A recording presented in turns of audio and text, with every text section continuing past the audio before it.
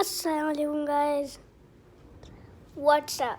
तो गाइस मैं आप लोगों से कहना चाह रहा था कि वो जो कुछ लोग मुझसे कमेंट में पूछ रहे हैं कि उस चीज़ की अनबॉक्सिंग कब आएगी, उस चीज़ की अनबॉक्सिंग कब आएगी। तो गाइस वो कभी भी आ सकती है, वेट ना करो, कभी भी अनबॉक्सिंग आ सकती है उस चीज़ की। और दूसरा ये एक जगह का इंशाल्लाह नेक्स्ट ईयर से इंशाल्लाह एक व्लॉग आने वाला है, जहाँ पे मैं एक जगह जाऊँगा, वहाँ का मैं इंशाल्लाह एक व्लॉग बनाऊँगा ना। तो फिर वो व्लॉग बनाना इंशाल्लाह आप लोगों को अपलोड भी करूँगा यूट्यूब पे। तो देखने मत भूलिएगा, शायद 4 जनवरी को आ जाए, 3 जनवरी को आ जाए, तो कभी भी आ सकता है व्लॉग। और अनबॉक्सिंग जो है वो कभी भी आ सकती है। तो वैसे इंशाल्लाह क्या कहते हैं, अनबॉक्सिंग भी आएगी और वो वाला व्लॉग भी आएगा। तो देखने मत भूलिएगा। Good bye.